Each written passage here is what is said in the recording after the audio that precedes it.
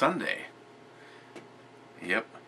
I'd like to say this is going to be a long brew review, but it's not, because we are like 3 minutes away from kickoff, where hopefully, because you know me, you guys that know me know I'm a big Vikings fan. I know I don't have a lot to be energized about, but someday, maybe. But you know what we say here in Minnesota, we're Vikings fans, and we're also fans of anybody playing Green Bay, and they're about to play the Cowboys, so I know several people down there that'll be watching that, one of them being Johnny. So, but maybe much more important than that would be that, a tribute to Jim, Hornet Fixer. What are we here to look at today?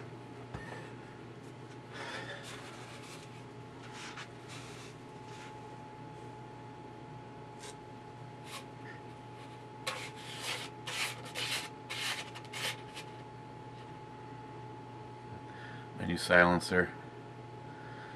Chuck thinks he's all frickin' cool with that little piece of shit that he has, but this is the shit right here.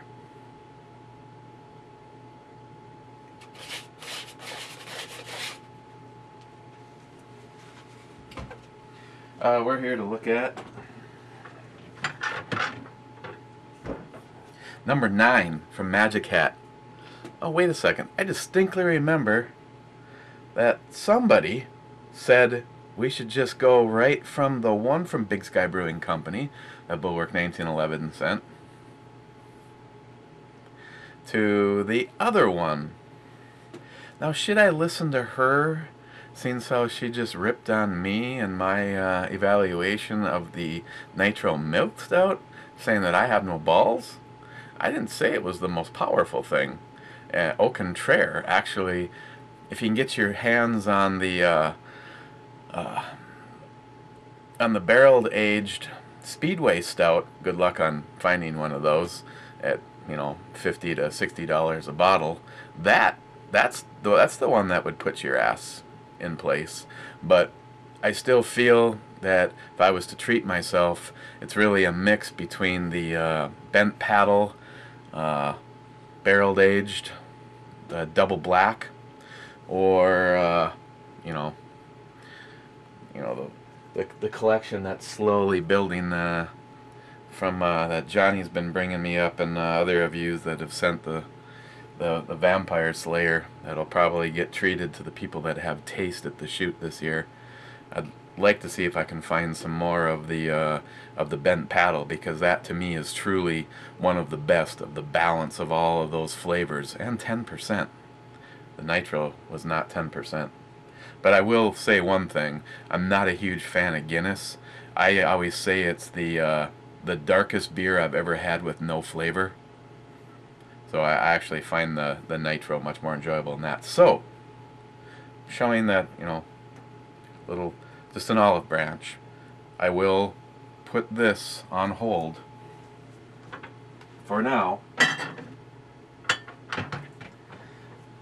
and take HempSeedAddict's recommendation and review the Slow Elk Oatmeal Stout that Bulwark 1911 sent. This is 5.4%. Oh, wait a second.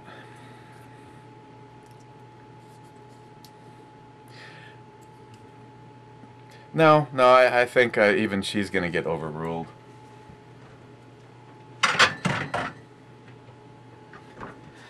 Because yesterday I received a package from NIHAP, and the commander wants to know what I think of SENSI Harvest. This one is 4.7%, 50 IBUs. It says ale. I don't know if this is a India Pale Ale, an American Pale Ale, or which one it is. With all of the hops all over it, I'm kind of getting the idea that it might be an IPA, but it's up there on the IBUs. So yeah, HempSeedAddict. I think I'm gonna take a look at this one.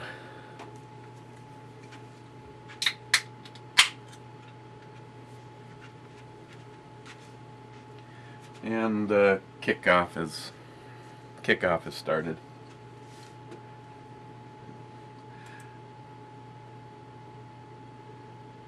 Or maybe not.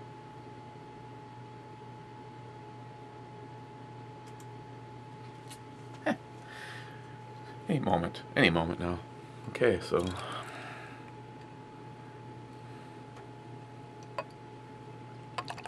on the other hand, she did get the pour right on the nitro. And yes, you cannot follow the directions on the can because it's not aggressive enough to get it to, what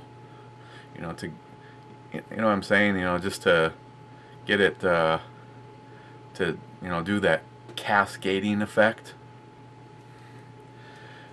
Okay, it's got crystal clear.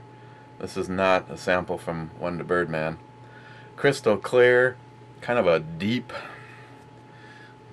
almost domestic beer kind of look to it.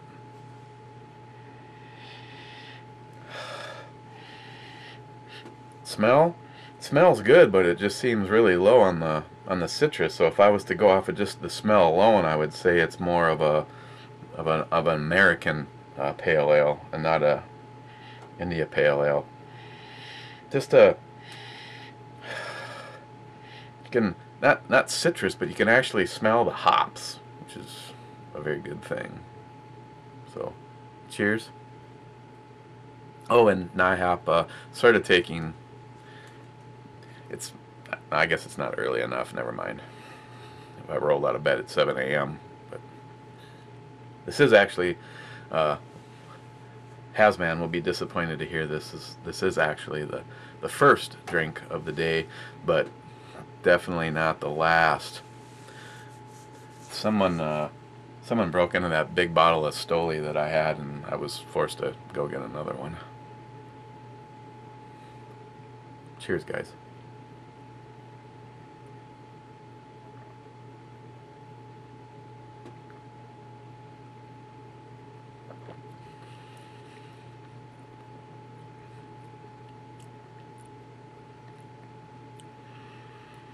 Well,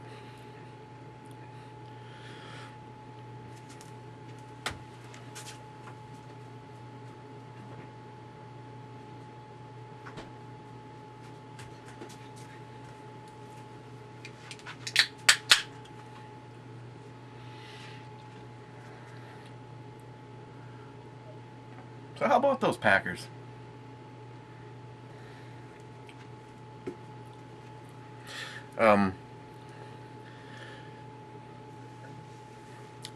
It has a lot of how it smells, obviously more intense. There's a little bit of a citrus there, but it's not like citrus forward. It is like hop forward. You get a kind of a dry. I almost hate to use the words bitter because it's not like some of them that have a very distinct, but it's like a dry, bitter. Just feel any moment the boiler's going to turn on, and it's like a dry, bitter, light citrus right up front, and then you just get like the rush of the hop. You can just almost like when if you were to like take a bunch of fresh hops and literally like just teabag your beer with them.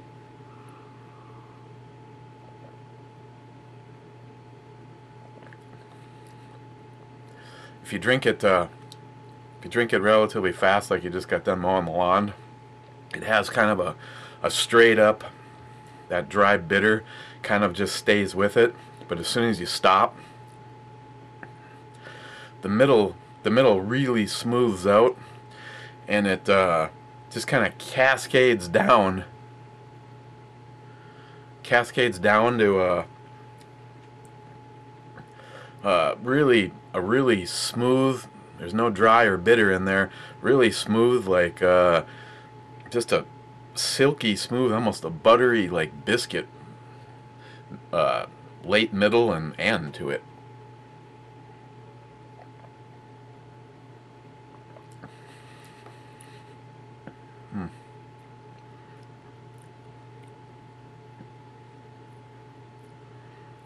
Yeah, I don't know if I would, I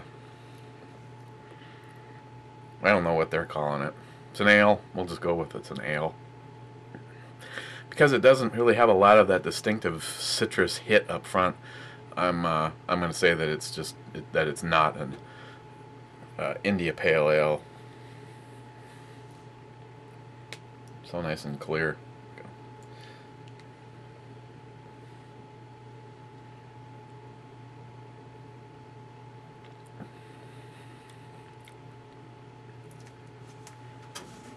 Yeah, see, I told you.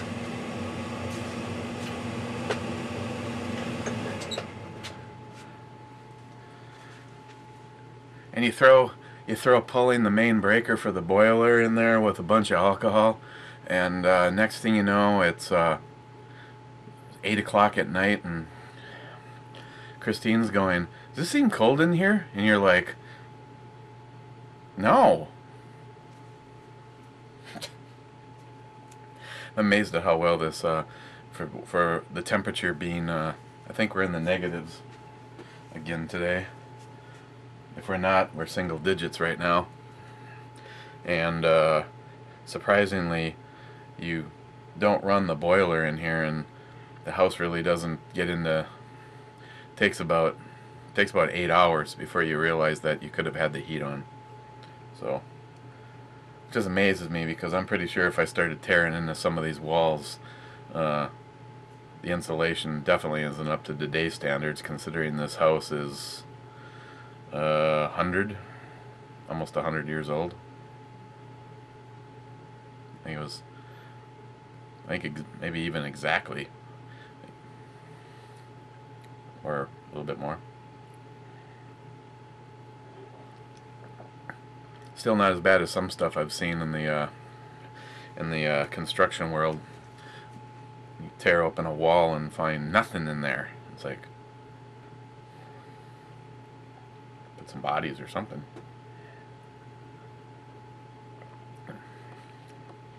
Yeah, this is a relatively smooth beer. Kind of a, I wouldn't say really light mouthfeel, but it's definitely not, you know, like a heavy light.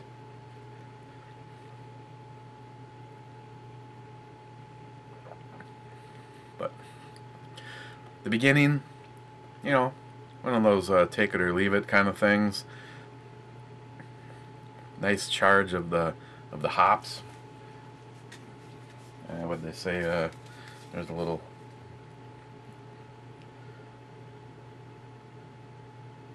Yeah, it has a wet hop. Well, anything that has hops all over the can here, you shouldn't be surprised if it's, you know, hoppy. But that really fresh hop flavor up front, subtle dry, subtle bitter, kind of rolls all the way through, and then boom, you just get that really nice smooth finish. Like I said, almost a buttery biscuit kind of tail off, and it leaves you just wanting to say, do this again.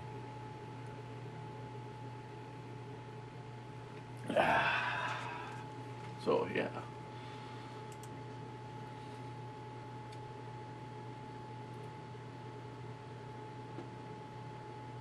Oh yeah, yeah, it started. We just, yeah, I'm gonna go watch that. I like beer. Actually, he sent me a 6-pack, so I guess that leaves 4 of them. I might try to save them, because I'm gonna have to talk to the boys over at the Keyport. I don't know if Nick or Adam ever get the opportunity to ever watch any of these, but SixPoint Brewery, man, why are you not getting SixPoint Brewery? On the other hand, you know, they really kick ass on everybody else in the area, so I really shouldn't complain. but E-scale.